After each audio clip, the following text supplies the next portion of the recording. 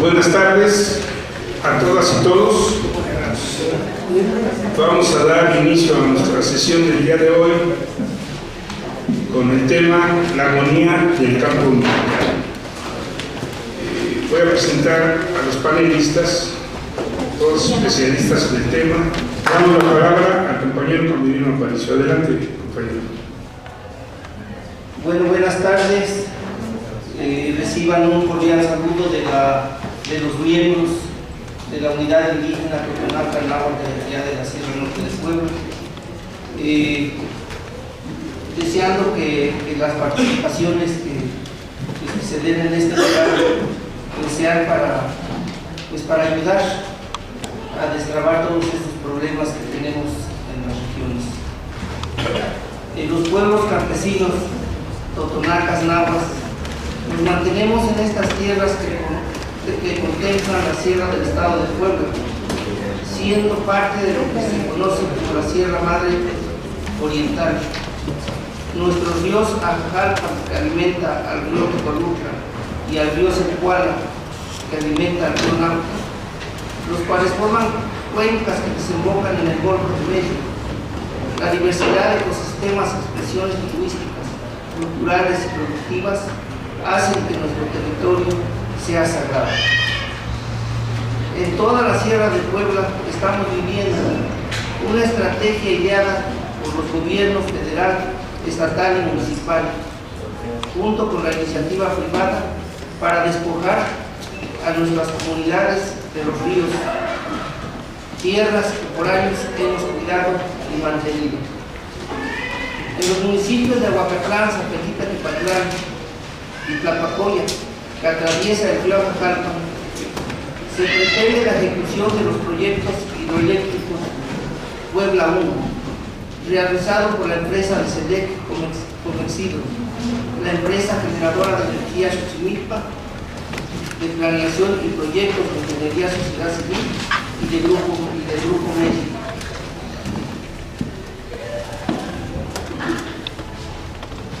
En los municipios de Aguacatlán, San Felipe Tepatlán, Tlapacoya, que atraviesa el río Ajalpan, se pretende la ejecución de los proyectos hidroeléctricos Puebla 1, realizado por la empresa hidroeléctrica de Apulco S.A.D.C.B. La empresa eléctrica, la empresa Grupo Ferrominero Minera Plan, operan el proyecto central hidroeléctrico Atezcate, en el municipio de Yaonáhuac, Hueyapan, y afectando también al municipio de Teziutlán, con la pretensión de quitarles el agua de sus manantiales, principalmente en una comunidad denominada Atoluca. En la empresa hidroeléctrica Grupo Ferrominero Minera Plan, la empresa Compañía Hidroeléctrica de Puebla, la empresa controladora de operaciones de infraestructura, subsidiaria de Ingenieros Civiles Asociados ICA, quienes impulsan los proyectos hidroeléctricos Ana, Diego y Conde, que afectan principalmente el río Apulco en los municipios de Tetela, Xochiapulco, Zacapuastla, Coahuastla, Huetzalan y Tlatlauquitepec. El proyecto hidroeléctrico San Antonio, que afecta a los municipios de Somoxotla, Zapotitlán de Méndez, Xochitlán de Vicente Suárez, Nauzontla, Tlaxayán y Soquiapan, y está siendo impulsado por la empresa generadora de energía eléctrica San Antonio, GESA. Sabemos de 103 proyectos de minería a cielo abierto, las cuales son minas de oro, plata, cobre y otros minerales, que afectarán principalmente un promedio de 15 municipios, como Tetela de Ocampo, Zautla, Escacamastitlán, Tlatlauquitepec, Teziutlán y otros. La extracción de gas por la técnica de fractura hidráulica, fracking, en las comunidades de Francisco Z. Mena, Pantepec, Venustiano Carranza, el proyecto petrolero Poza Rica, Altamira y aceite terciario del Golfo. Contempla 22.165 obras en más de 66.000 hectáreas, ubicadas en una franja correspondiente a los 99 municipios de los estados de Hidalgo, Puebla y Veracruz. Las discusiones en la ronda 0, 1 y 2, en la cual se pretende afectar otros municipios como Ayotosco, Huitamalco y Huehuetla. También tenemos la construcción de ciudades rurales conocidas como centros integradores de servicios en nuestro estado, los cuales ya existen en San Miguel de Nezahualcóyotl y Tepango de Rodríguez como proyectos pilotos. También se cuenta con proyectos de ordenamientos ecológicos territoriales locales para implementar este mecanismo jurídico ambiental sin realmente consultar a la población, realizándose en Huehuetla, Amixtlán, Zapotitlán y Olimpia. Esto como parte de una estrategia impulsada desde el proyecto Corredor Ecológico Sierra Madre Oriental, SESME, en el que participan el gobierno federal, los gobiernos estatales, los ayuntamientos municipales y la Agencia Alemana de Cooperación Internacional, GIS. En recientes días tuvimos noticias de la intención del Parlamento alemán al ratificar el Protocolo de Nagoya, el cual es un instrumento que facilita el acceso a los recursos genéticos de nuestras zonas. También tenemos en la sierra la privatización del agua en la capital del estado, aunado a la contaminación de nuestro maíz nativo con semillas transgénicas en toda la zona norte del pueblo. Conforman un panorama de un futuro desolador y miserable para nuestras siguientes generaciones si no ponemos un alto a estas campañas. Los intentos de despojo de la madre tierra que se vive en la sierra norte de Puebla se ensaña contra los pueblos otomís, Tepehua, Totonacas y Nahuas, en cuyo territorio se encuentra el mayor número de concesiones de todo tipo de proyectos de muerte. Las empresas extractivas ambicionan invadir la totalidad de la fisiografía serrana. En las zonas altas se ha concesionado más de 160,000 hectáreas a la minería. En las zonas de mediana altura se pretende imponer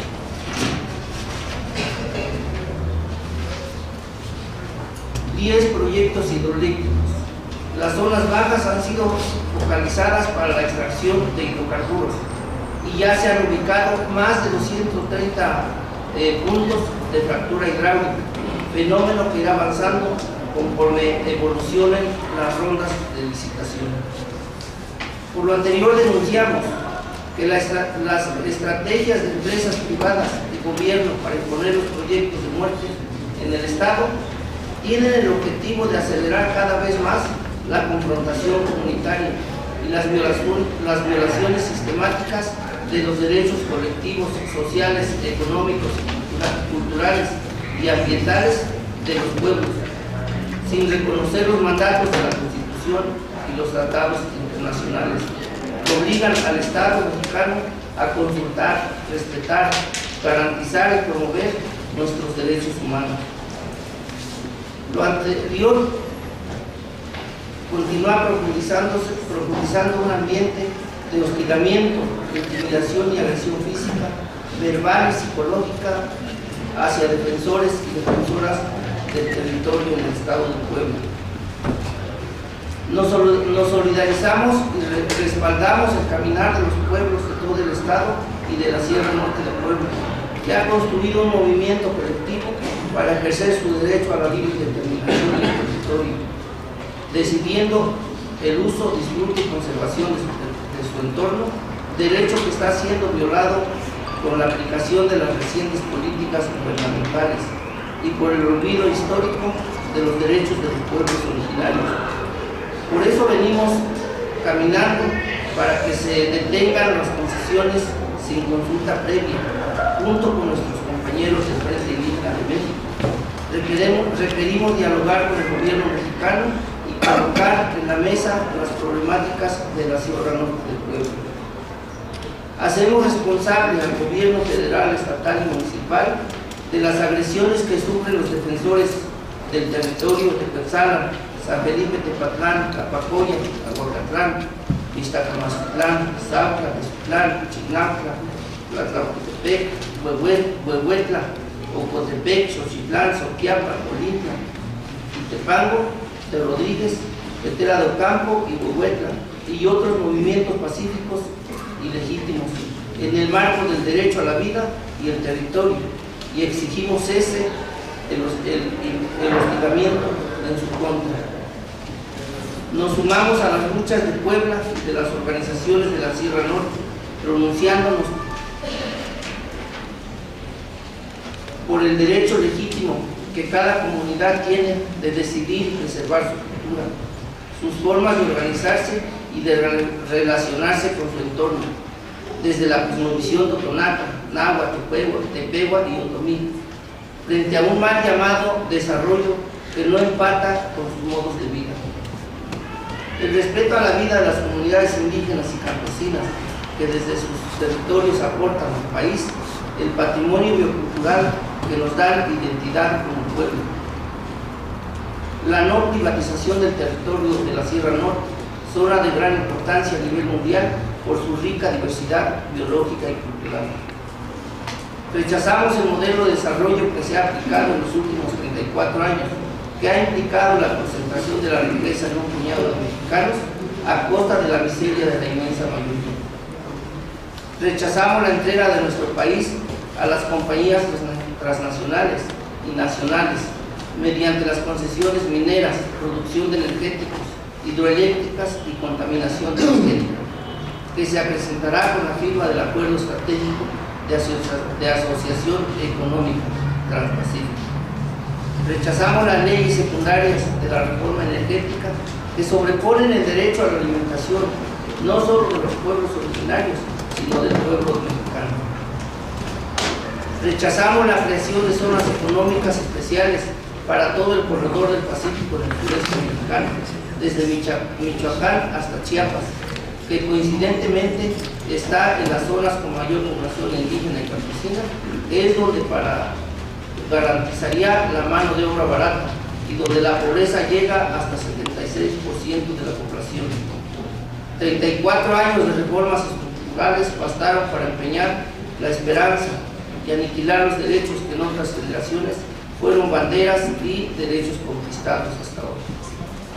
Hacemos patente a la nación mexicana que si dejamos avanzar las decisiones de la clase política, esta no se detendrá y logrará quitarnos todo y dejarán en nuestras espaldas deudas interminables, las cuales tendremos que pagar para que banqueros, empresarios, jueces y gobernantes, compañías multinacionales y grandes consorcios inmobiliarios sean exitosos a costa de la explotación de salarios miserables de quienes mantienen día a día con dignidad este país, porque en sus manos se labra el deseo de un mejor porvenir para los suyos. Reivindicamos el respeto a los derechos humanos y derechos de los pueblos originarios de las 59 etnias de nuestra República Mexicana. Reivindicamos una nación pluriétnica, plural, cultural y plurilingüística. Para ello, la Unitona y la Pastoral Indígena hemos planteado la necesidad de legislar en esta materia, reconociendo el derecho a la consulta de nuestros pueblos para el consentimiento libre, previo e informado, que respete sus decisiones y que en todo caso sean parte del desarrollo en ese sentido. Exigimos se materialice la ley de consulta con carácter vinculante. Nos oponemos a la criminalización y judicialización de la lucha y la protesta social. Condenamos las desapariciones forzadas como política de Estado. Repudiamos la alianza criminal del Estado con la delincuencia organizada, los encarcelamientos, la persecución, el destierro y el asesinato de luchadores sociales y defensores de derechos humanos en nuestro país, como práctica sistemática para contener la exigencia de nuestros derechos e imponer un Estado autoritario y de terror en el pueblo mexicano, y en particular a nuestros pueblos originarios, que seguimos siendo quienes aportamos la más alta cuota de la lucha de resistencia a un modelo que no nos incluye, Por ello exigimos el reconocimiento de nuestro pueblo como sujetos de derecho público y no como seres expectantes. Defendemos nuestros territorios aún en la adversidad, porque lo contrario significa condenarnos a desaparición forzada. Buscamos puntos de coincidencia con los demás sectores sociales, con luchas de resistencia, con organizaciones que desde sus trincheras también luchan contra el actual modelo depredador de la clase oligárquica nacional y transnacional, como el FICAM.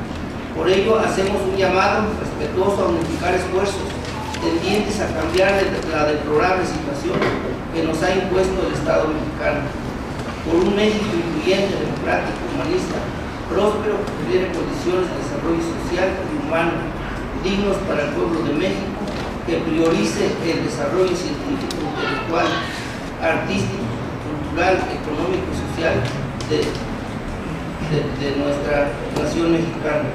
Estas violaciones han agudizado las desigualdades sociales, prevaleciendo la discriminación, han incrementado la vulnerabilidad de los pueblos indígenas, afrodescendientes y campesinos, y han causado la descomposición social, comunitaria, familiar e individual.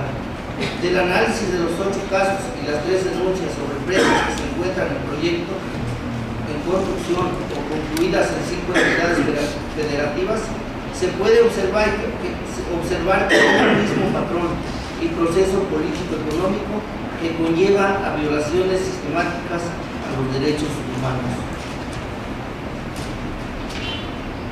Solicitamos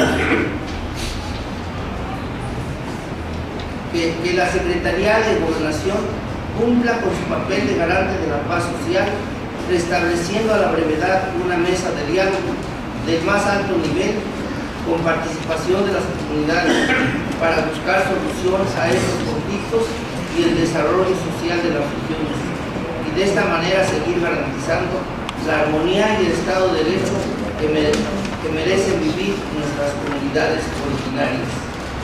Que desde el más alto nivel del gobierno federal se detengan de una vez por todas estos actos de provocación, invasión territorial y de violación de los derechos indígenas de los pueblos, con consultas amañadas que realmente consulte a los pueblos y comunidades cualquier concesión que quiera autorizarse.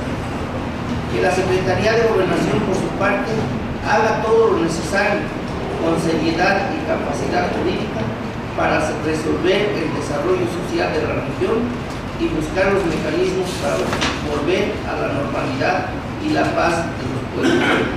Atentamente, Unidad Indígena Totonaca Náhuatl, Coordinadora Nacional de Movimientos Populares, Frente Indígena y Campesino de México. Muchas gracias.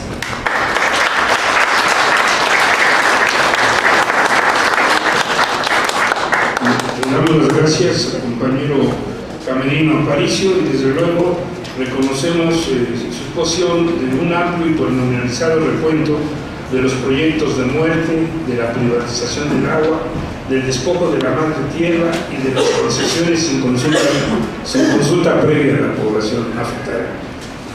El siguiente tiene el compañero Roberto Rico, adelante.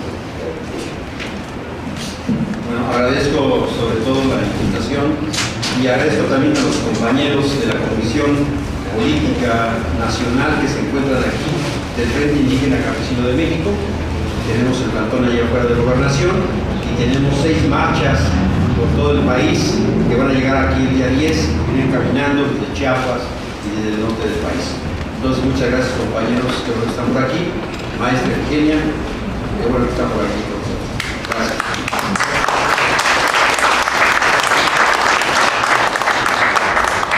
Bueno, para empezar, comenzaremos diciendo que el pasado 30 de marzo, el presidente Peña Nieto inauguró un agroparque, una integradora de una gran empresa que se llama Sucarne, Lucero, en el estado de Durango.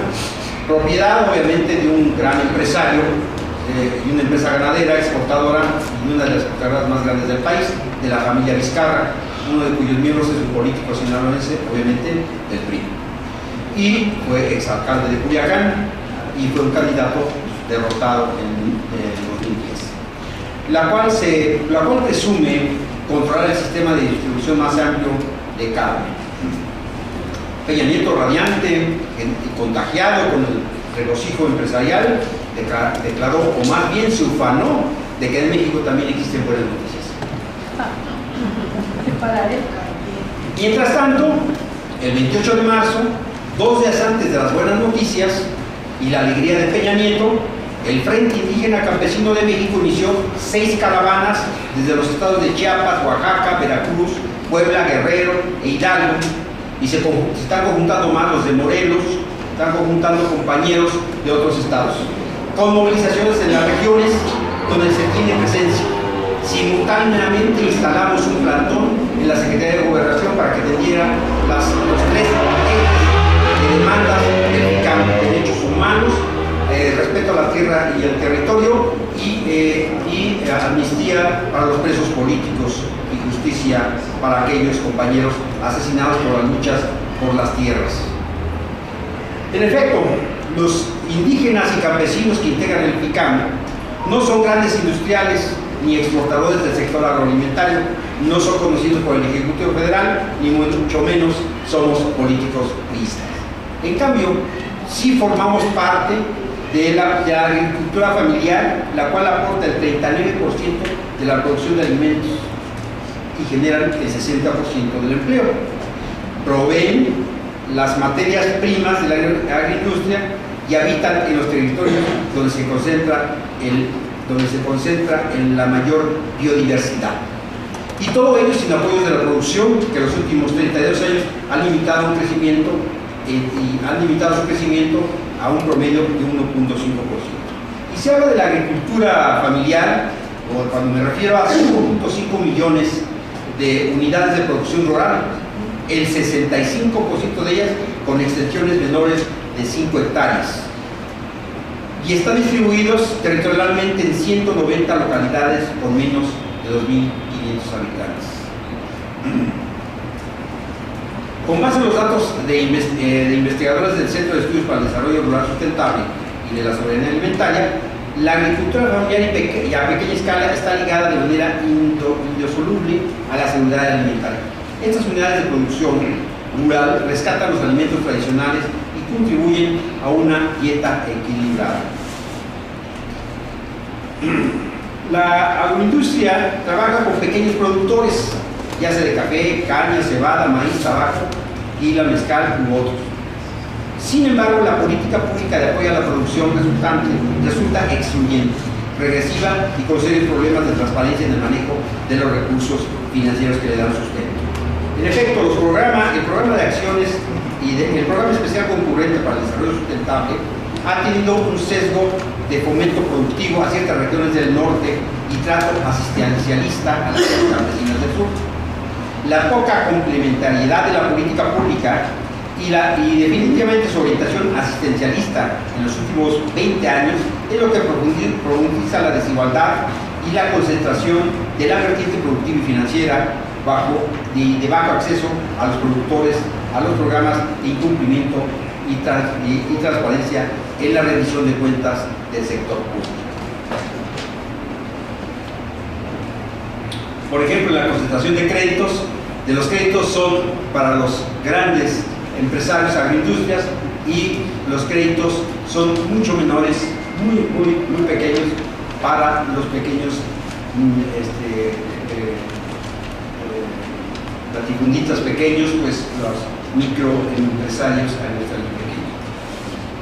Por ejemplo, la concentración de créditos otorgados por los fideicomisos instituidos en FIRA, la Financiera Rural, y en grandes agricultores del territorio del norte, es donde se da el mayor desarrollo de estos créditos.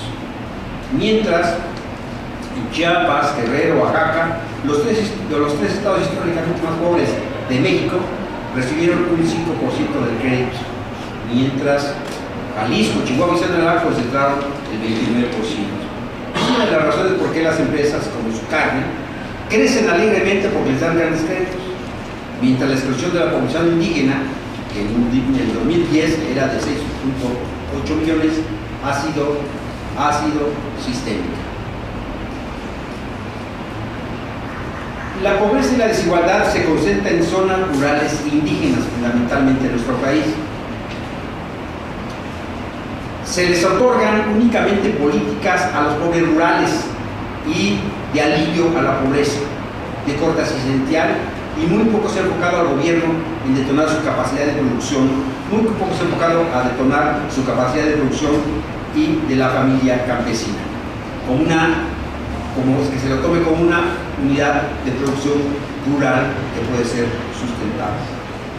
Pero a pesar de las contundencia de estas cifras, no solo las realidades que reflejan los datos, las únicas razones que han llevado a la lucha a los indígenas y campesinos, y ahorita el FICAM y de otras organizaciones que se hermanan con las problemáticas, existen otros agravios que tienen que ver con los territorios de los campesinos y pueblos indígenas. La apropiación simbólica y material del proceso de la acción social, desde donde el ser humano es la colectividad, donde se construye y reconstruye el territorio y la espiritualidad de los pueblos. En ese sentido, el territorio de los pueblos indígenas y de los campesinos es un todo económico, político y social. Y eso es un complejo, una complejidad diversa que tiene sus raíces complementarias con las formas de lucha que ellos desarrollan. Veamos tan solo el ejemplo de las mineras que han invadido el territorio nacional en contubernio con diversos órdenes de gobierno. Un breve recuento de lo que está pasando ahí y de las buenas noticias que nos dice Peña Nieto. Alguna prensa nacional daba cuenta de una minera de capital extranjero amparada para no pagar impuestos en un 7.5% anual, vigentes desde 2014. Esto ya lo hemos mencionado en una plática que hemos tenido por acá, pero dice, el amparo fue contra la tasa de 0.5% a los ingresos derivados de la enajenación del oro, plata, platino y cargos que debieron pagar. Pagan una ínfima cantidad de impuestos. También se documenta el caso de San José del Progreso, Oaxaca, donde la empresa Fortuna Cibermin, en una concesión de 30.000 hectáreas, explotó oro y plata, porque una empresa canadiense paga 4 millones de pesos anuales, ¿no? Mientras saca 2.124 millones de pesos de la extracción de oro de la mina. Otro caso es el de Teams Gold Corp, que tiene concesión de 70.986 hectáreas y una mina de oro en Sonora y paga 809.244 pesos al año de impuestos. Entonces, es una cuestión de darle a todas las empresas todos los recursos del país. Esa es la propuesta que trae Peña Nieto, de lo cual se alegra mucho. 506 proyectos están asociados con oro y plata, es decir, 63%, 141 son polimetálicos, 17% de cobre, 98%, el cobre con 98 proyectos y 12% el hierro. En fin, con varias cifras que aquí tengo que no vale la pena repetir. Son concesiones a 50 años, las cuales se pueden renovar y llegar hasta 100 años. Sin embargo, sí es lo interesante de esto. Un empresario lo que hace es, me dieron de concesión 2.000 hectáreas. Un empresario extranjero que cotiza en la bolsa de Nueva York dice, me dieron de concesión estas 2.000 hectáreas, por tanto tiene una proyección de ganancia, por tanto hace una especulación financiera también. O sea, y también la tierra es una especulación financiera que están haciendo, aunque no tengan minerales. Esa es una cuestión que están desarrollando ahora las mineras en la bolsa de valores. Bueno, la imposición de los proyectos mineros en las comunidades indígenas y campesinas, las empresas y el proceso minero, pues solamente tienen a su favor una ley minera que beneficia el despojo al declarar de utilidad pública. También cuentan con la institucionalidad, que esa es la que queremos pegar, la verdad. Que se encuentra al servicio de las empresas mineras, que sería la Secretaría de Economía, por lo cual estamos pidiendo una reunión, y si no es del 11, el 12 la vamos a tomar. La vamos a tomar con todos los compañeros que vienen en marcha. Y la Secretaría de Economía, en particular la Coordinación General de Minería, la Procuraduría Agraria, la Secretaría de Desarrollo Agrario, Territorial y Urbano, SEDATU, la misma CDI, el Instituto de Administración y Evaluación de Bienes Nacionales, el Registro Agrario Nacional y el Registro Público de Minería. Están al servicio de todos los empresarios mineros para facilitar la compraventa y tienen relación con las empresas mineras, una gran parte de ellos. Esto atenta seriamente contra la institucionalidad del Estado y contra la institucionalidad que ellos nos quieren imponer y que es necesario que nosotros la abramos. Entonces no basta con decir que no estamos de acuerdo, sino es necesario hablar y dialogar de lo que está pasando ahí. Les comento que llegan al colmo y la desfachatez al hacer manuales y guías que publican en sus páginas de cómo vencer la resistencia de los campesinos y de las comunidades. Estas guías están, si ustedes ven en internet, están en la Secretaría de Economía. ¿Sí? Dictan los pasos a seguir para poder realizar sus despojos, robos, engaños y violaciones de derechos. Al leer la guía de ocupación superficial, Alianza Estratégica para la Promoción y el Desarrollo de la Competitividad del Sector Minero Mexicano, publicada en la página de internet de la Secretaría de Energía, uno no puede más que indignarse. Se trata de una guía cuyo objetivo es que las compañías lleven a cabo acciones necesarias para lograr la aceptación por parte de las comunidades en las que planean desarrollar sus actividades mineras. Eso es lo que dice.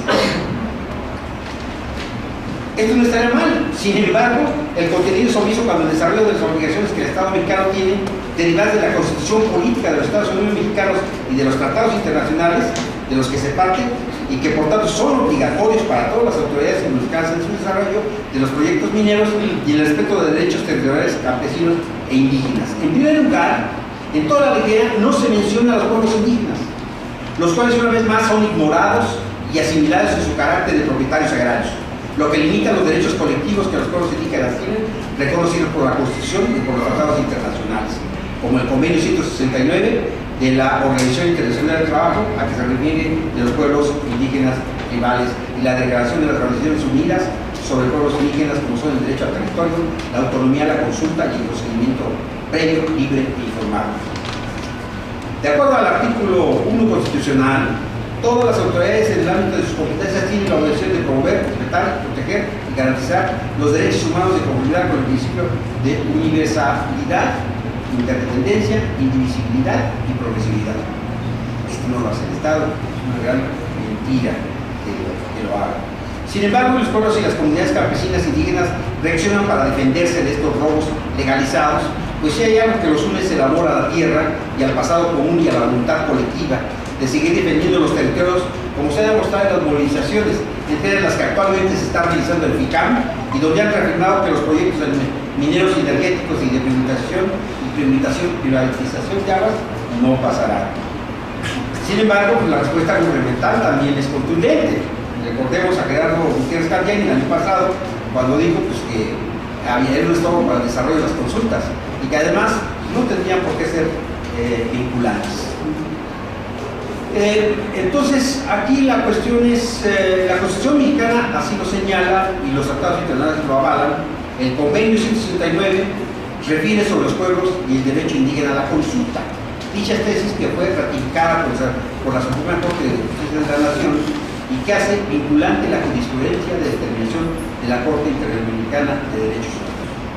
Las organizaciones campesinas e indígenas han encontrado con respecto a todo el país la represión y la criminalización de sus luchas. Actualmente, las luchas generadas a partir de la imposición de megaproyectos mineros eólicos, presas o represas hidroeléctricas, entre otros, se distinguen en varias entidades de la República y presentan un difícil panorama para todos. Nosotros tenemos varios problemas en Chiapas, Puebla, Veracruz, Estado de México, Morelos, Tabasco, y bueno, no puedo enumerar todos completos. También nos encontramos que por estos proyectos tenemos la mayoría de compañeros que están presos de nosotros, que son 56 compañeros presos acusados de delitos de fuero común, 65 están por delitos del fuero federal, fundamentalmente defensores del bosque, 12 con órdenes de aprehensión, que los tenemos obviamente escondidos fuera de los estados donde está la problemática. Tenemos 12 asesinatos en el FICAM, 18 compañeros con amenazas de muerte o de detención, entre ellos a 3 padres de la Iglesia Católica, y 16 conflictos territoriales y sociales y más. Eso es lo que tenemos y por qué venimos marchando el FICAM por todo el país. Entonces, y por eso es que necesitamos abrir las puertas de tal manera que tenemos que dialogar con el Estado mexicano. El FICAM ha sostenido y reiterado su compromiso de buscar puntos de coincidencia con todos los demás sectores, ¿no? Y se reivindica respetuoso de todos los procesos de lucha que se vienen desarrollando. Lo que requerimos es que nos unamos y hagamos un gran frente común de todos. No bastan las resistencias focalizadas. Varios compañeros, eso criticamos en el FICAM, varios compañeros dicen, pues vamos a, nada más defendemos lo que es esta minera, y se meten académicos, todos se meten y defienden unas partes. Y después se apaga y ahí quedó. No se puede meter en procesos de discusión, de consulta, democráticos o incluso de discusión con el Estado. Evidentemente sus razones tendrán, pero sin embargo, hoy es necesario tomar en cuenta que no nada más nos debe interesarnos una sola problemática, sino nos debe interesar todas, y que tenemos que tener una línea trazada para poder llegar a parar toda esta línea de acción y de despojo del territorio nacional. Pues muchas gracias.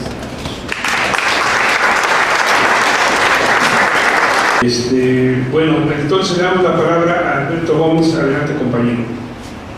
Gracias. Buenas tardes. Buenas tardes. Gracias a la SALAM, a la jornada, por la invitación, y a todos ustedes por participar, por estar aquí, por permitirnos dar nuestra opinión sobre este tema muy provocador, sobre este título muy provocador que nos dice la agonía del campo mexicano. Y fíjense que llevamos ya muchos años, 30 más años, en el que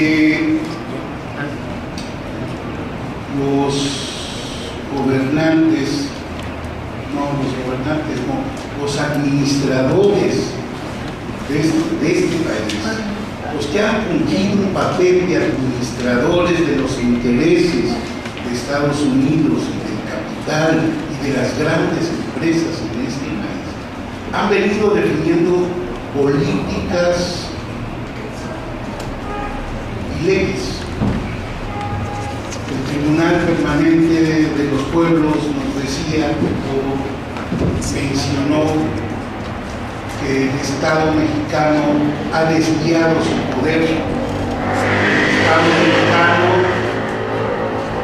ha modificado leyes, nos hablaba del 80% de la Constitución ha sido transformada. El Estado mexicano ha creado las condiciones, desmantelando nuestros derechos, creando las condiciones para un accionar impune de las grandes corporaciones de nuestro país. Y desde de la Madrid, que abrió fronteras indiscriminadamente, de ahí para acá, sobre todo, por las leyes y por las políticas implementadas, se quería un campo que dejara de ser campo, un campo que en términos de su Producto Interno Bruto, de población económicamente activa y de población rural, fuera marginal. en una entrevista que tuvimos con este señor que dijo que era su presidente, López, no, después de Salinas vino, ese es el hijo. Decía, tenemos que seguir la tendencia internacional, y la tendencia internacional es que entre el 2 y el 10% de la población vive en zonas rurales, y México tiene que seguir ese. Y México va a desarrollar políticas que signifiquen crear, decía, ciudades intermedias donde haya la suficiente empleo, maquiladoras que permitan absorber toda esa población que va a ser desplazada y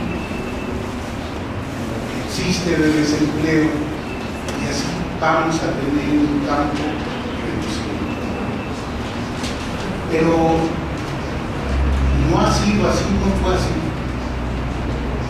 Si bien México no es un país predominantemente agrícola, sino sobre todo un país de una enorme riqueza de recursos naturales.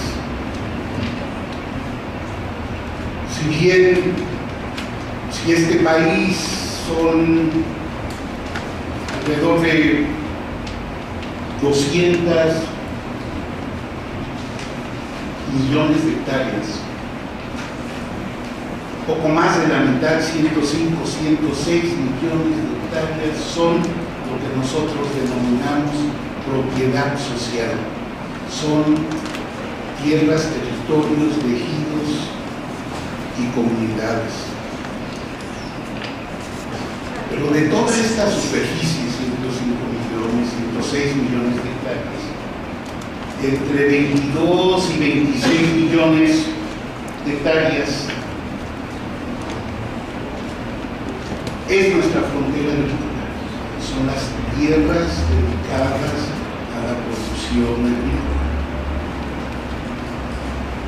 De estas, alrededor del 20% son tierras de riego, y la inmensa mayoría tierra de temporal, de calidad variable, pero limitada. Querían despoblar el campo. Hay cerca de 3 millones de unidades de producción agropecuaria menores de 5 hectáreas.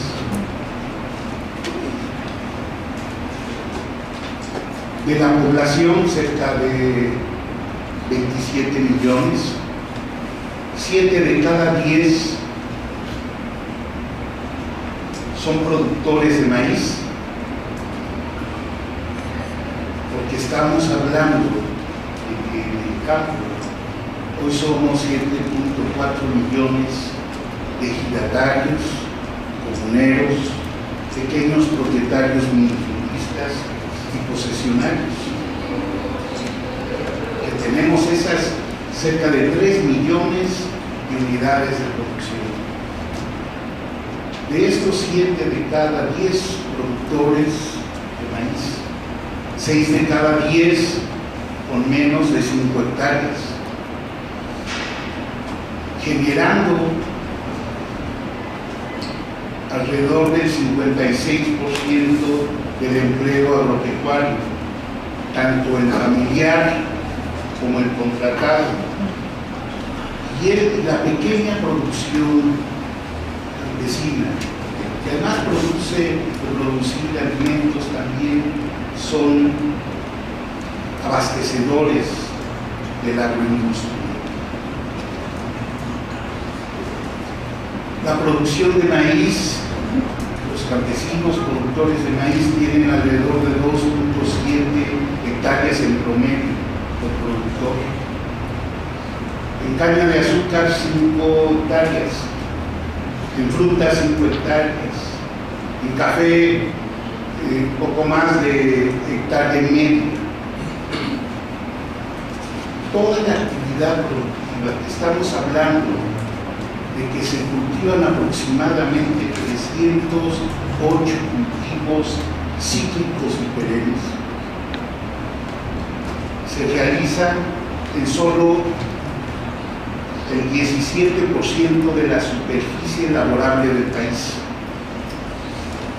Y mucho de este trabajo en condiciones de temporal, con terrenos con pendientes y sin los apoyos productivos gubernamentales que se concentran en los grandes productores. El maíz representa el 35.4% de la superficie cosechada. No nos han terminado, seguimos existiendo, pero tenemos hoy un campo donde la sociedad rural se ha transformado profundamente, se ha envejecido. Todos somos ejidatarios ya, los más jóvenes andamos rondando cerca de los 60 y los otros más de 60. Tenemos un campo envejecido, pero también se ha feminizado, y esta feminización del campo ha sido mucho como producto de la migración. También tenemos que la agricultura hoy ha dejado de ser fuente principal de ingresos para la mayoría de las familias rurales.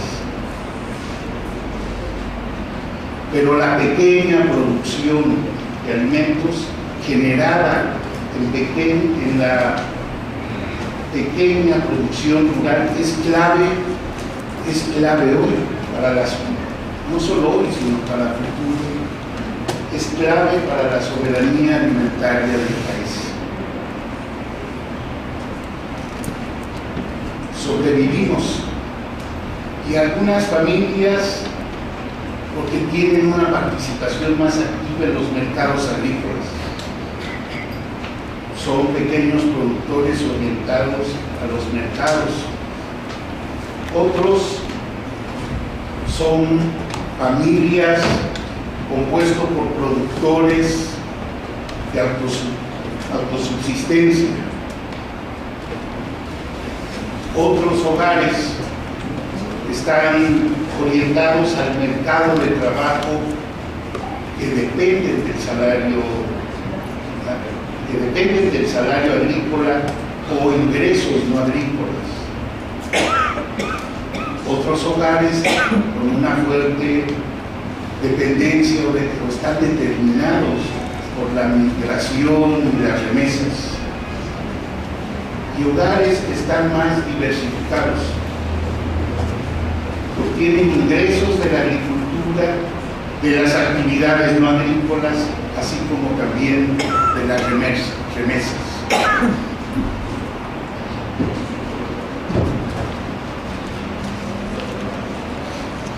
Tenemos sí ahora en esta agonía, que no es tanto agonía, este golpeteo que se ha hecho al campo, peligrosamente México ha caído en una dependencia alimentaria de cerca del 50%.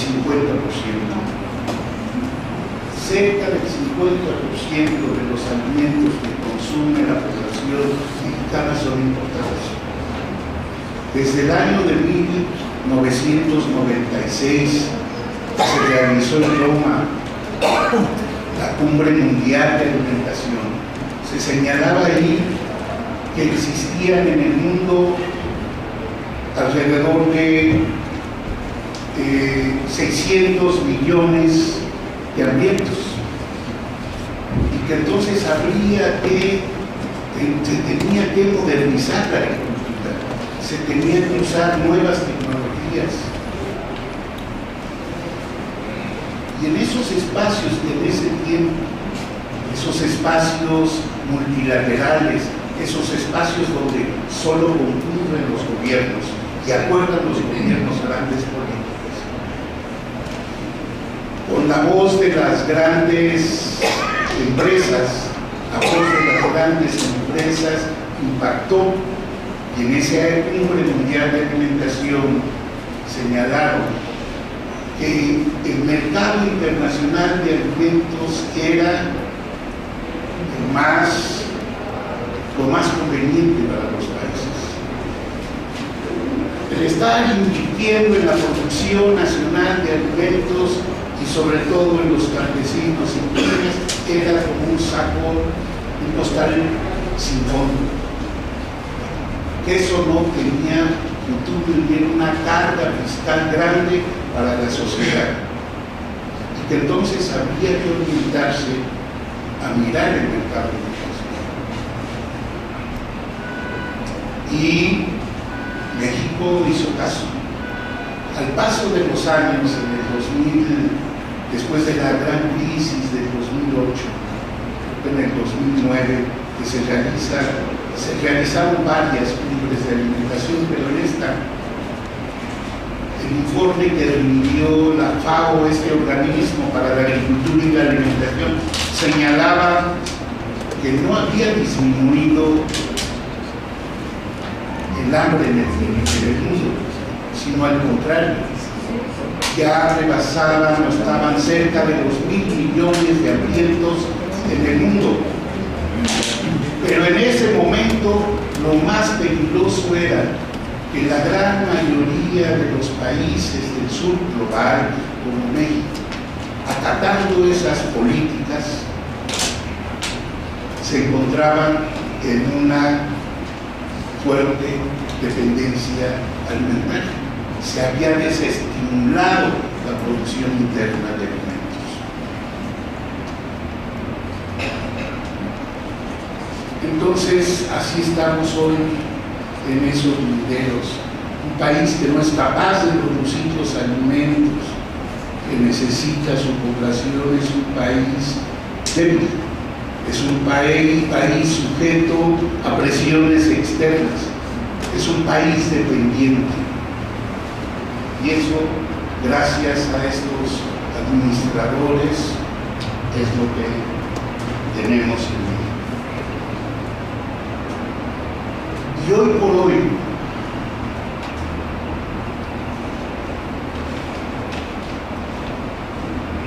ustedes me ponen nervioso. Hoy por hoy estamos en el peor momento de la historia reciente para el futuro de la agricultura campesina, indígena y de la naturaleza.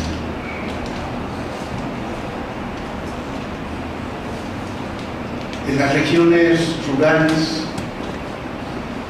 en el campo, estamos viviendo la guerra. Sí, la guerra contra el narcotráfico, pero esta guerra que se ha implementado es la guerra que es en contra de la subsistencia. Es una guerra que tiende a condenarnos a dejar de existir, es decir, quitarnos los medios de subsistencia para volvernos más dependientes del mercado. Y esta guerra está provocando devastación, está provocando destrucción, despojos territoriales, expulsión. Y es así también como conocimientos y saberes ancestrales, códigos genéticos, nuestras semillas biológicas, recursos naturales, el agua, los bosques, el aire, los suelos, son ahora mercancías por las que combaten los capitales en todas las formas posibles. Y estamos viviendo un capitalismo donde hoy quien predomina, quien tiene el dominio es el capital financiero. Y en los años ha vendido, por ejemplo, en la industria de las semillas. Capital financiero ha invertido, ha comprado acciones de pequeñas, de medianas, de grandes empresas semilleras. Ya desaparecido las medianas, ha desaparecido grandes, pero ese poder del capital financiero lo que ha provocado es hacer empresas mucho más grandes y poderosas. Corporaciones transnacionales hoy, como Monsanto, como Cargill, por mencionar algunas. Y entonces, lo que están haciendo a través de las corporaciones, a través del dinero a través de los bancos, se están apoderando de las ganancias de la producción agrícola. Y esta globalización para lo que está sirviendo es para controlar en el mundo las ganancias. Otra manera es la especulación que grandes capitalistas están haciendo en las bolsas de futuro, las commodities,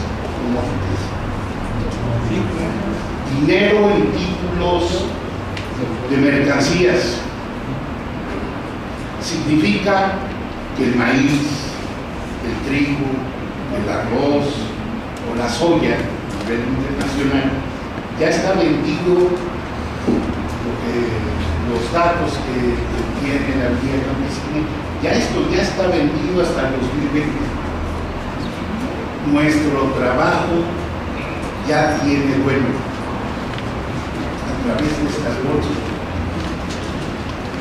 En 2008 estalló esa crisis que se expresó se expresa de múltiples maneras. La crisis alimentaria, la crisis ambiental, la crisis financiera, la crisis energética. Pero con esas crisis se evidenciaron las tendencias del capital financiero internacional sobre la agricultura en el mundo, pero también en los recursos naturales. Grandes volúmenes de dinero, de capital para compra de tierras, y se están dando, y son millones de hectáreas en África, en Sudamérica, en todos lados, y en México. Para infraestructura comercial, para megaproyectos, para semillas, para hidroeléctricas, para minería, que ya mencionaba, para el gran turismo, etc.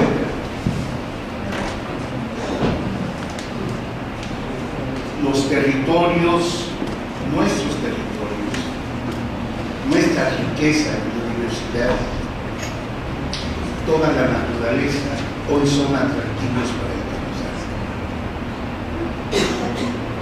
se está dando un proceso acelerado, fuerte de desnacionalización de territorios y recursos naturales en estos últimos años. Porque para su lógica, el capital es buscar todo lo que signifique que su tasa de ganancia siga altas. El mercado de alimentos hoy es el mercado más grande del mundo y quieren su total control.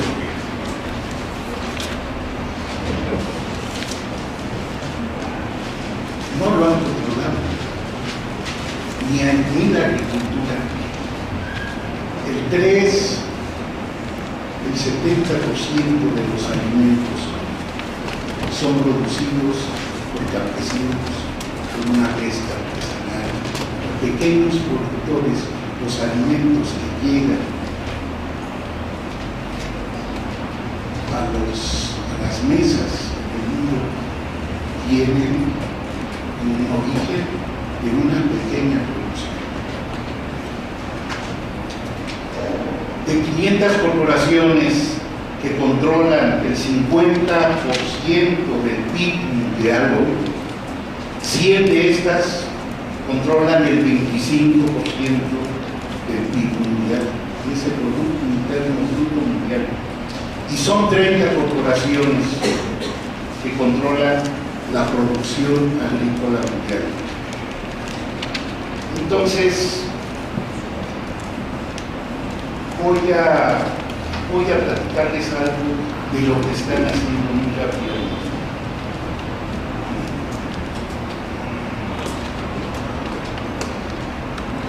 Son tratados de libre comercio, TLCAN, TPP, se están inventando otros tantos, pero también hoy estamos en un momento de vamos a decir, de un colonialismo corporativo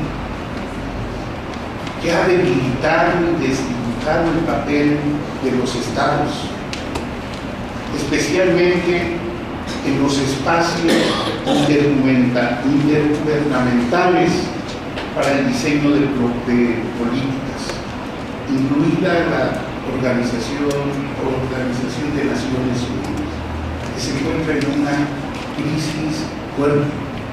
Todos sus espacios que ha venido constituyendo a lo largo de muchos años lo han puesto en crisis.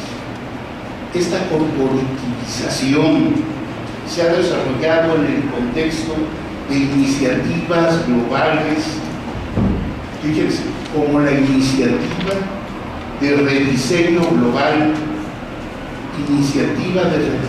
global, encabezada por el Fondo Monetario Internacional. En 2009 crea esta iniciativa, junta a un equipo de especialistas y de grandes especialistas a nivel mundial, que diseñan un nuevo sistema de gobernanza de múltiples partes interesadas, un sistema de gobernanza global de múltiples partes interesadas, que reemplazaría parcialmente, dicen, los procesos intergubernamentales de toma de decisiones. Y este concepto de múltiples partes interesadas significa las estructuras de las múltiples partes interesadas no tienen por qué desempeñar funciones iguales. Es lo mismo una corporación Monsanto Cargill que un gobierno. En este sistema. Y las corporaciones están en el centro de este proceso. Este se efectúa fuera de todos los espacios e instancias multilaterales que se ha dotado los gobiernos, la humanidad, para buscar cómo resolver conflictos. Para terminar, una de las principales estrategias para potenciar una agenda agrícola pro-corporativa es la inclusión de múltiples partes interesadas en asuntos de alimentación y nutrición. Es la iniciativa de rediseño de la alimentación, la agricultura y la nutrición mundiales, establecida en 2010. Y esta, para que se den una idea, esta iniciativa cuenta con la Alianza Global para la Mejora de la Nutrición, que significa que Naciones Unidas, que el espacio que tiene para la nutrición tiende a desaparecer. Alianza para una Revolución Verde en África. La nueva alianza del grupo del G8 para la seguridad alimentaria y la nutrición de África.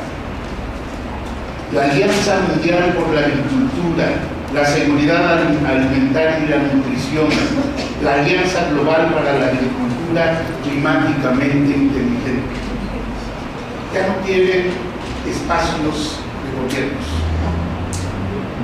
Hay otros sistemas que están implementando, que están empujando y que que significa el control total del futuro de la humanidad, incluye el campo concluye. Y decimos, los enemigos de los campesinos, de los indígenas, son las corporaciones transnacionales, pero también estas corporaciones transnacionales son los enemigos de la sociedad, de la humanidad. Muchas gracias.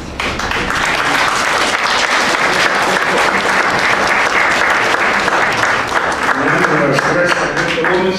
Y empezamos de inmediato con Ana Leita, por favor.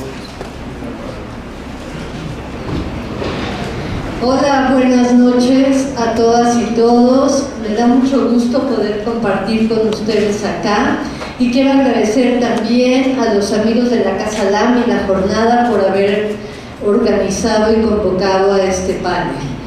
Bueno, me tocó al final y es mucho compromiso porque los compañeros han abordado muchos espacios particulares de las luchas que no creo poder redondear todo.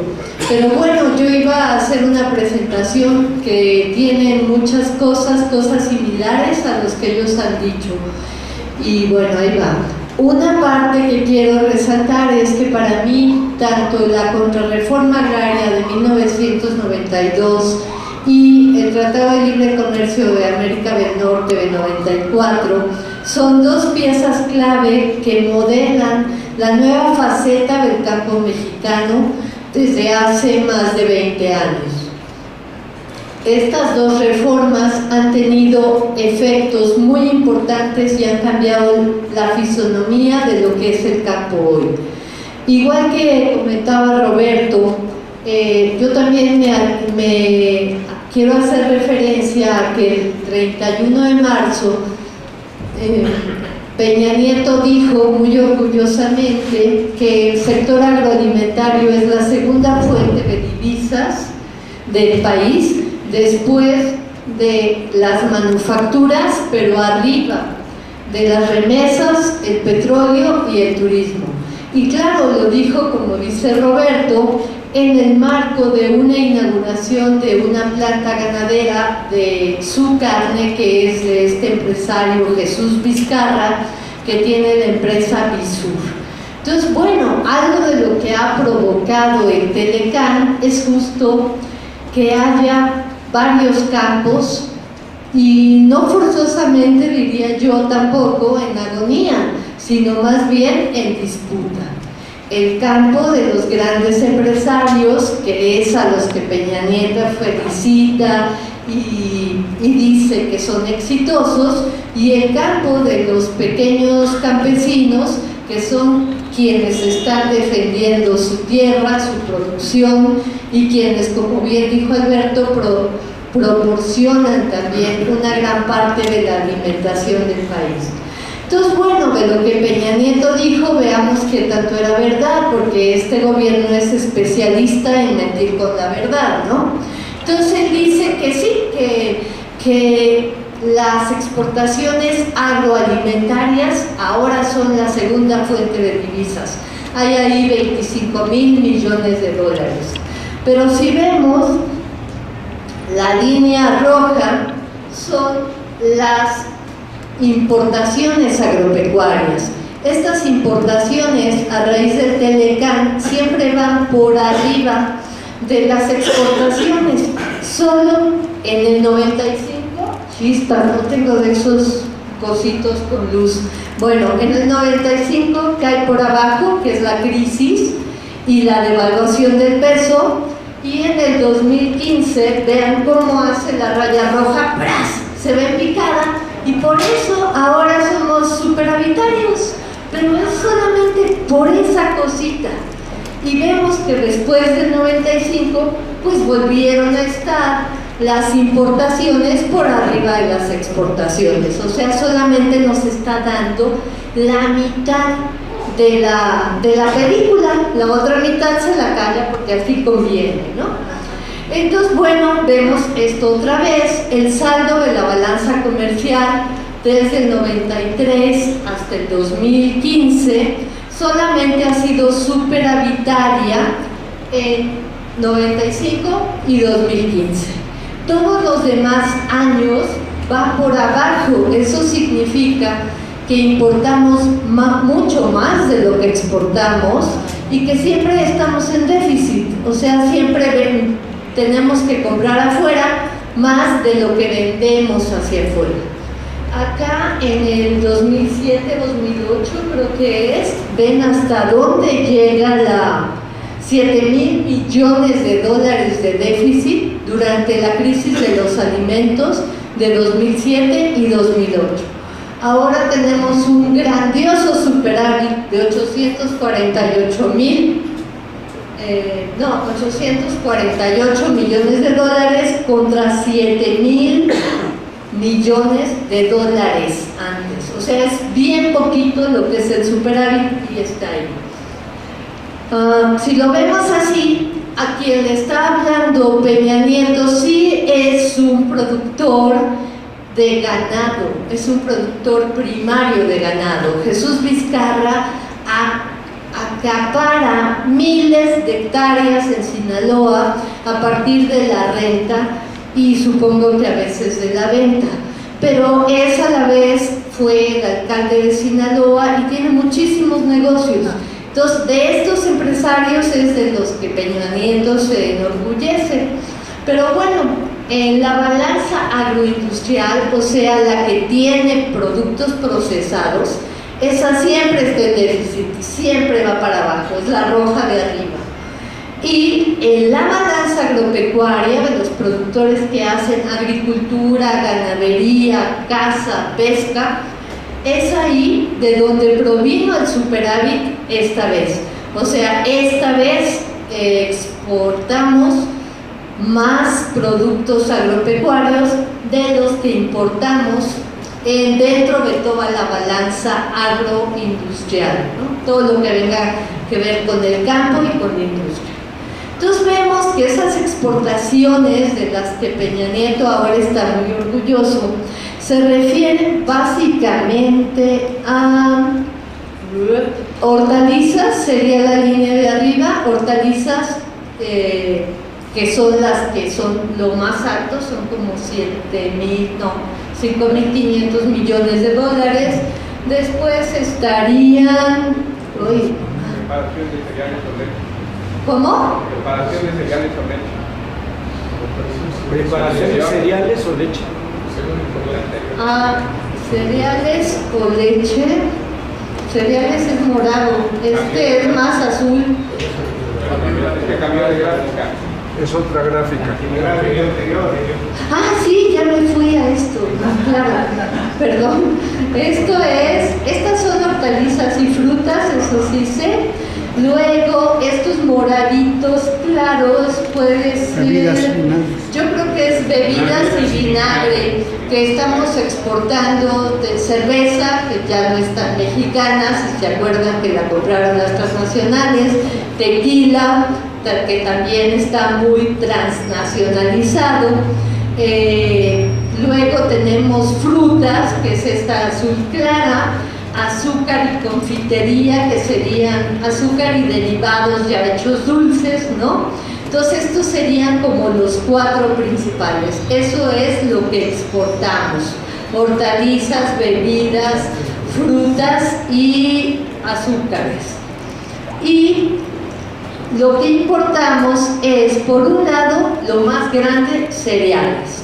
Ahí va todo, que es maíz, frijol, trigo, sorgo, soya, cárdamo, ajonjolí. Todos estos serían los cereales, que aquí sí tienen un súper bajón de más de 5.500 millones a 4.200 más o menos.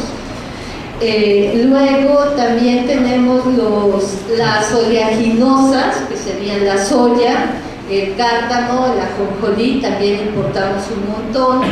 Pregúntenle si no a los compañeros de la península de Yucatán, que les quieren meter soya transgénica para ya no importar soya, ni aunque metan toda la península de soya transgénica transgénica van a dejar de importarlo, pero eso es el argumento del gobierno, ¿no? ¿Quién sabe qué otra cosa será? Azúcares, supongo, también importamos, pero importamos ya industrializados, muchos dulces, muchos pastelillos, muchos engordantes. Ajá. Luego tenemos también leche, lácteos, huevo, que sería esta línea café.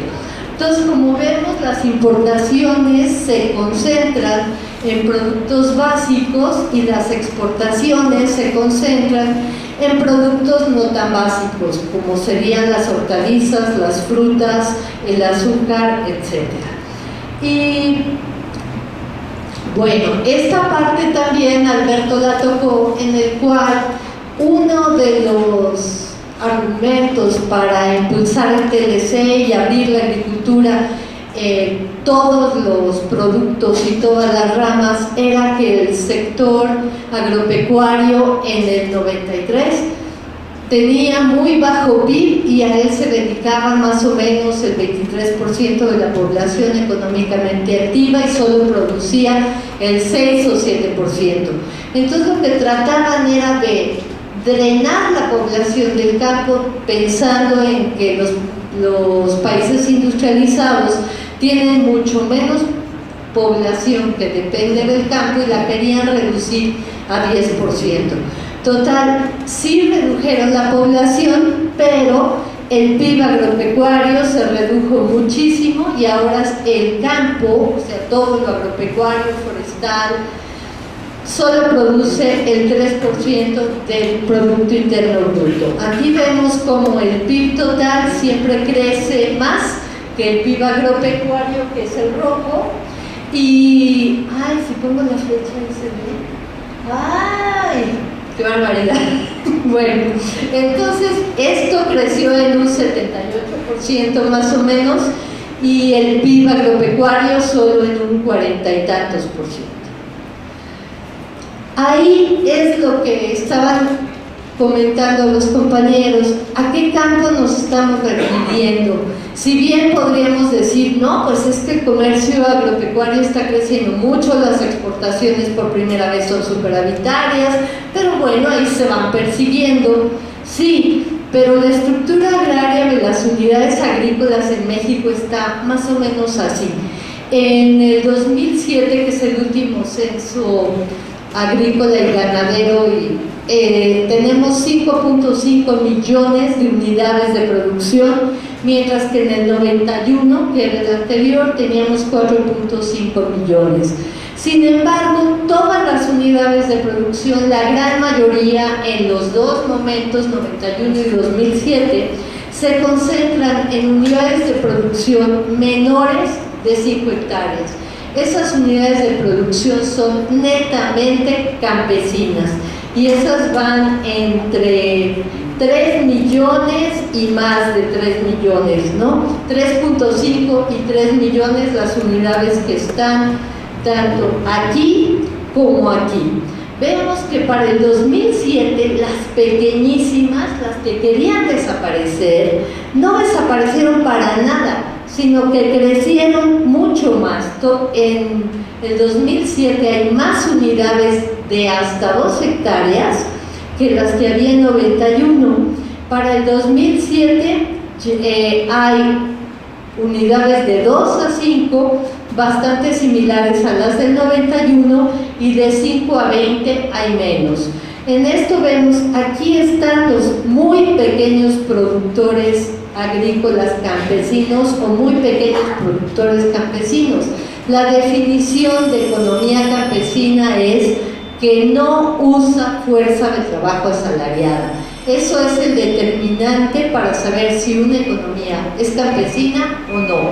Entonces, la gran mayoría de estas unidades pequeñas no usan fuerza de trabajo asalariado, son economía campesina y, como dice Alberto, valorizan en mucho la fuerza de trabajo familiar, que no tendría otra oportunidad de trabajo más que el trabajo familiar, y en ella están incluidos menores, mujeres y ancianos. que también trabajan como parte de la unidad de economía campesina. Estos medianos, desde mi punto de vista, fueron los más afectados por el TLC. Son productores agrícolas de 5 a 20 hectáreas o de 20 a 50 hectáreas que intentaban entrar al mercado, pero que con la competencia internacional no pudieron competir y fueron los que más quebraron. Por eso aquí hay mucho menos unidades medianas que las que había en 91.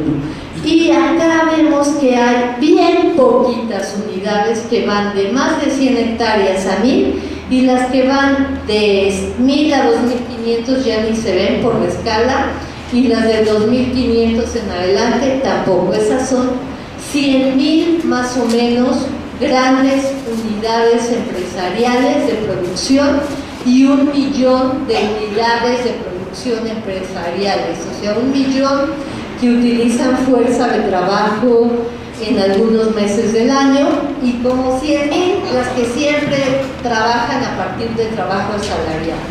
Eso sería, uno de los 100,000 sería Vizcarra, por ejemplo. En México, algo que define qué pasa en el campo en México es que todavía para el siglo XXI, más de la mitad de la propiedad de la tierra, más de la mitad del territorio nacional es propiedad de indígenas y campesinos bajo la forma de ejidos y comunidades agrarias, que tienen en posesión 5.7 millones de ejidatarios, comuneros y posesionarios. Entonces, esta forma de producción bajo ejidos y comunidades agrarias haría que en México muchas de las cosas que ocurren en América del Sur, como las grandes plantaciones de agrocombustibles, como el acaparamiento de tierras, como grandes negocios como la soya en grandes extensiones, los desiertos verdes, aquí no han sido tanto. Entonces, cuando uno está comparando con América Latina, siempre dice, ay, pero en México no, ay, pero en México no. Y lo que marca la diferencia es que estos enormes empresarios no quieren negociar con 5.7 millones de dueños de la tierra. En México, los campesinos y los indígenas, 5.7 millones, son dueños de la mitad del país. Entonces, en México todo tiene dueño. La otra mitad la tiene muy poco el Estado, que en muchos otros países el Estado es dueño de mucha tierra, los propietarios privados también. Pero entonces, si va a venir una mina, ¿dónde va a caer? Pues muy seguro que caiga en la mitad, que es de ejidatarios y comuneros. Si quieren poner una presa, pues igual. Si quieren echar electricidad y hacer toda la instalación eléctrica y las presas para electricidad y las torres de transmisión y tal, pues también cae en eso. Entonces, lo que vemos es que el gobierno, dentro de sus diseños, junto con el Banco Mundial, habían diseñado en 1992 impulsar una contrarreforma agraria de tal manera que la tierra pudiera ser vendida, rentada, hipotecada, y que según ellos el ejido y la comunidad eran un freno para el desarrollo. Ellos decían que el ejido y la comunidad eran los culpables de la pobreza del campo, de la falta de productividad, de la falta de inversión, así que solucionando eso, el campo se iba a desarrollar muchísimo. Ya vimos que impulsaron su reforma agraria, pero su contrarreforma agraria, pero no resultó como ellos querían, porque si bien estuvieron presionando a todas las comunidades y ejidos para que pasaran por el PROCEDE, que era el programa de certificación y titulación de solares rurales, programa de certificación, de ejidos y de solares urbanos, PROCEDE, bajo la cual, si entraban al PROCEDE, después pasaban a tener un título individual sobre su parcela y la podrían vender, rentar, hipotecar. Lo que pasó fue que algunas organizaciones, muy pocas, sobre todo un movimiento que en aquel entonces se llamó Monarca, impulsaron el no al procede en los inicios, cuando estaba la contrarreforma agraria. Esto no funcionó porque el gobierno estuvo presionando, y aunque decía que era un programa voluntario, acabó diciendo que el que no tenga su certificado de procede no va a poder tener otros subsidios, no va a ser considerado para tener otras cosas como Procampo, como Progresa, y entonces la gente, pues para no errarle, la gran mayoría pasó al procede, lo cual no quiere decir que vendieron la tierra. Entonces pasaron al procede, pero ahí tenían la opción de escoger cómo titulaban. Y ellos dijeron, bueno, si titulo como propiedad parcelada, o sea, le divido a todos los ejidatarios un pedazo, esa tierra se puede vender.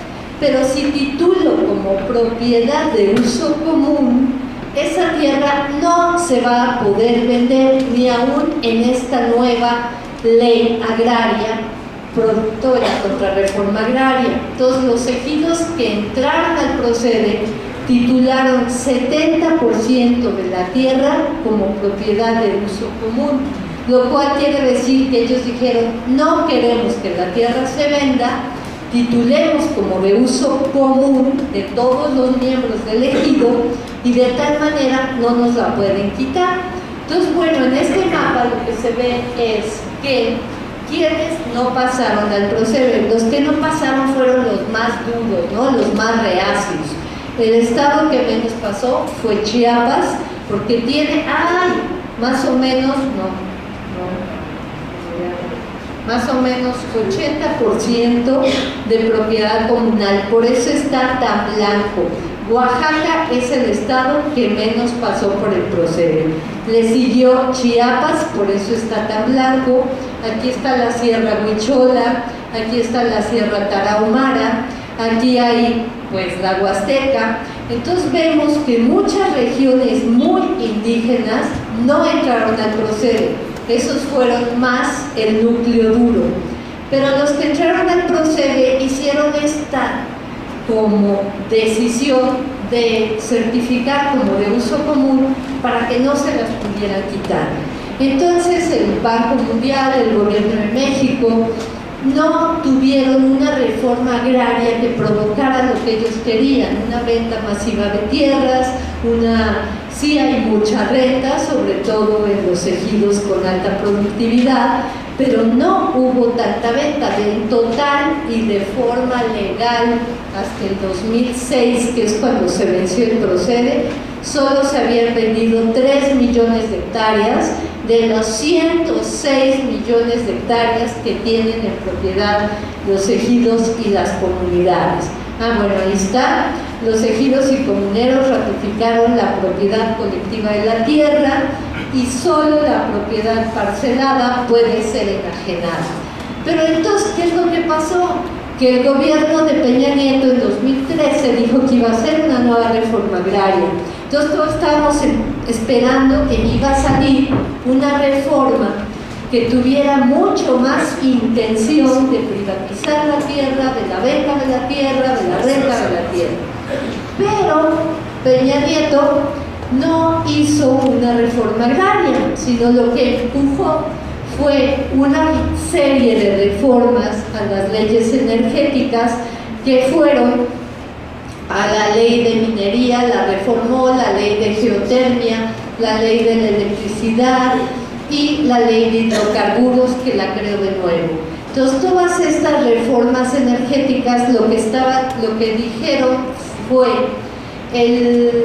la propiedad social como la conocían todos los campesinos ya no tiene una seguridad de que se va a mantener como tal a raíz de las reformas energéticas, porque ellos deciden que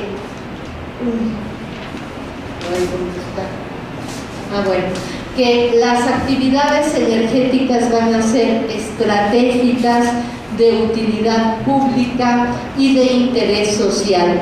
Bajo esas categorías, toda la tierra en donde quede un proyecto energético puede ser quitada al dueño. O sea, ellos dicen las actividades energéticas tienen prioridad sobre cualquier otra. Y ahí, si es un productor de alimentos, si ayer puso su riego por goteo, si tiene nuevos invernaderos, pero llegan las empresas que ni siquiera van a ser nacionales, sino también transnacionales, y dicen, yo ya vi por el satélite que ahí abajo hay hidrocarburos y quiero explorar. El dueño de la tierra no tiene cómo oponerse legalmente, o sea, no tiene certeza legal sobre su tierra. La prioridad la tienen las empresas energéticas.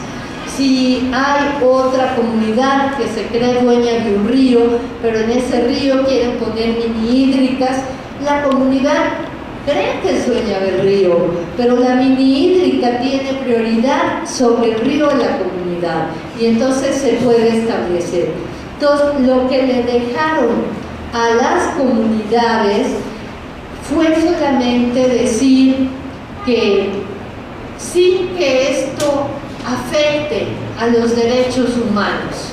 O sea, se tardan un capítulo para decir cómo le van a quitar la tierra a las comunidades, y el único derecho de las comunidades es decir cuánto cuesta su tierra o cuánto quiere porque la empresa ocupe su tierra de 30, 50, 100 años, pero no tiene derecho a decir no quiero. Entonces lo único que dicen es, pero sin que esto atente contra los derechos humanos.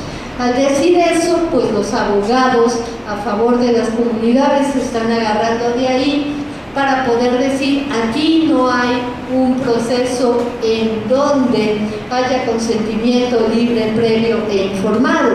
Entonces por ahí vamos a intentar parar el proyecto, pero ya dejan a las comunidades de entrada en indefensión, porque de ahí en más lo que necesitas es un abogado que la comunidad va a pagar, a encontrarlo y que sea bueno y que le gane a los abogados de las empresas. Está un poco difícil. Este nuevo cambio del 2014 es un cambio, desde mi punto de vista, espantoso, porque no le da ningún derecho a la comunidad sobre su tierra si la empresa la quiere. Entonces aquí vemos estos mapas donde está la ronda 0 y 1 de petróleo, y vemos lo que estaba diciendo Camerino, por ejemplo, de dónde están las regiones en donde caen estas rondas 0 y 1, donde caen los bloques de exploración y explotación de petróleo. Entonces la ronda 0 abarca 4.7 millones de hectáreas en el continente, porque muchas están en el mar, y más o menos 1.7 millones de hectáreas son propiedad de 2.065 ejidos y comunidades. En la ronda 1 son menos, esas son de las empresas privadas, y 450.000 hectáreas en donde cae la ronda 1 son de 710 ejidos y comunidades. Entonces vemos que están afectando más o menos a 500.000 de indígenas que cayeron los bloques de exploración y explotación de petróleo en sus tierras. Por ejemplo, en Chiapas están los Zoques, en Hidalgo los Nahuas Otomís, en Puebla los Totonacas, Nahuas Otomís, Tepehuas, en San Luis Potosí los Nahuas Huastecos, en Tabasco los Choles y los Chontales, Ayapaneco, Nahuas, en Veracruz Huastecos y Nahuas. Entonces vemos que a toda esta gente, y en particular a estos pueblos indígenas, les están afectando con estos nuevos proyectos de exploración y explotación petrolera, y de ahí que se esté viendo todos los días en la prensa un nuevo conflicto socioambiental de la gente que no quiere que se instale ahí el pozo, le destruyan la tierra, le impidan sembrar. Y en el caso de otros, por ejemplo, estos son los gasoductos, pasan por todos esos lados, son los existentes y los que proyectan que existan al 2014, y en estos pasan por 988 ejidos y comunidades agrarias. Por ejemplo, creo que ahí hoy está Repechique, que es en la Sierra Tarahumara, única comunidad que se opuso por dignidad, a pesar de que le ofrecieron millones y millones de pesos, y los tarahumaras no son la gente más rica, ¿verdad? Pero ellos dijeron no. Pero muchas otras comunidades tarahumaras dijeron sí. Entonces, bueno, los gasoductos pasan por las comunidades. Y las concesiones mineras, que eso sí ya es un escándalo tremendo, se considera, de acuerdo a unos datos, que hay 37 millones de hectáreas que equivaldrían casi al 18% del territorio nacional concesionado para minas, pero según otra cuenta de la Comisión del Diálogo para Pueblos Indígenas, son 96 millones de hectáreas, o sea, la mitad del país concesionado para mineras, o el 20, entre el 20 y el 50, como quieran. Entonces, ahí lo que están haciendo las mineras es un verdadero destrozo del territorio, lo que contaba Roberto Rico, de la que ni siquiera pagan impuestos, pues es un regalo a las empresas transnacionales para que se apropien del territorio, comunidades que han creído negociar bien, porque frente a esta ley tampoco tienen derecho a decir no, han negociado bien que les paguen, han acabado teniéndose que ir porque el ambiente está totalmente contaminado, el agua está contaminada, las muertes por leucemia, etc. Entonces, lo que se ve diario, lo pueden ver en el periódico, son nuevos y nuevos conflictos socioambientales de la gente que tenía su territorio, a la cual quieren instalar un proyecto o una infraestructura para el proyecto, o una represa, o una hidroeléctrica, o una turbina de la CFE, o cualquier cosa, o una minera. Entonces, bueno, aquí regresamos a Peña Nieto y vemos que las fuentes de divisas son, por un lado, las exportaciones agropecuarias, que son estas verdes, de las cuales él tanto se ufana, que son 25 y ya se fue. Dijo que me callara. Entonces, bueno, esos 25,000 millones de dólares, es que no puedo jalar el micrófono. Ahí voy. Bueno, aquí los 25,000 millones de dólares de la exportación agropecuaria por primera vez en el 2014 y 2015. Después tenemos la inversión extranjera directa total, no en la agricultura, en todos los sectores, solamente son 24,000 millones de dólares. Y siempre que está hablando el gobierno de lo importante que es la inversión extranjera directa, son solo 24,000 millones de dólares, y lo que dan los migrantes por remesas, que la gran mayoría de los migrantes son gente del campo que se tuvo que ir al otro lado para mandar dinero a su familia, son 23,000 millones de dólares en el 2014, pero en el 2007 fueron 26,000 millones, en el 2006 25,000 millones. Ahora, si vemos la inversión extranjera, sí, la inversión extranjera directa en el 2013, 44,000 millones, que es totalmente volátil, porque para el 2014 ya se fue y solamente quedaron 24,000 millones, o sea, 20,000 se fueron corriendo. Entonces, apostarle a la inversión extranjera es una locura, y además no asumir un compromiso con la gente de las comunidades, que realmente el campo está produciendo, no con créditos, como decían Roberto y Alberto, no hay créditos para los pequeños campesinos, con lo que producen es con el dinero de las remesas de sus parientes que están al otro lado sufriendo un montón de carencias, vejaciones, etc.